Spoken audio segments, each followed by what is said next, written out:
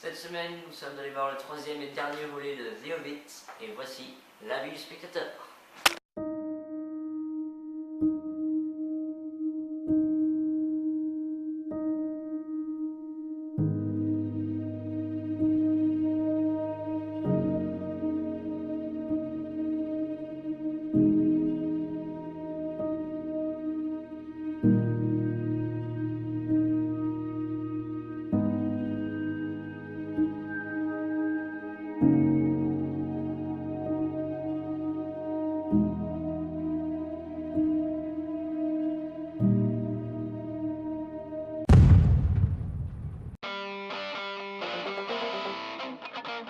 The Hobbit, la bataille des 5 armées, a été réalisé par Peter Jackson et est sorti au cinéma pas plus tard qu'aujourd'hui.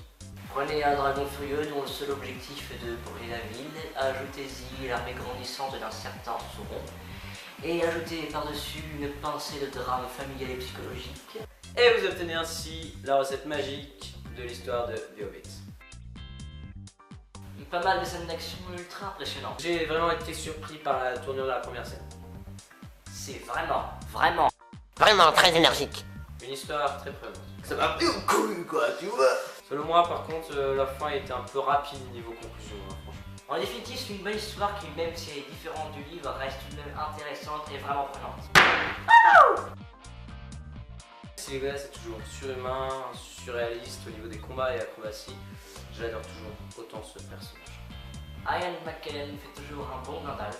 Comme d'habitude, quoi. Et dans le film, Thorin devient vraiment un personnage intéressant. Richard Armitage donne vraiment plus de profondeur à son personnage dans cet épisode-là. Par ailleurs, l'acteur du cousin de Thorin m'a vraiment surpris et son interprétation est vraiment bonne. Martin Freeman incarne vraiment bien le personnage d'un Hobbit. D'ailleurs, c'est pas la première fois qu'il fait la caricature d'un anglais typique. Et il le fait très bien.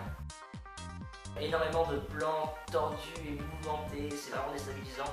J'ai vraiment aimé le plan crépusculaire lorsque meurt dans d'atroces souffrances.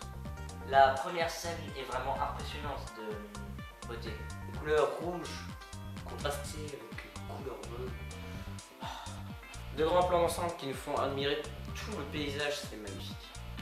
Comme d'habitude, quoi. 15 sur 20, ce film est vraiment un pur divertissement. Pour ma part, 16 sur 20, super film qui clôt parfaitement la trilogie. Si vous avez aimé les films antérieurs, ce dernier opus ne devrait vraiment pas vous déplaire. Et on se retrouve la semaine prochaine pour la fraîche. Bisous. Bisous.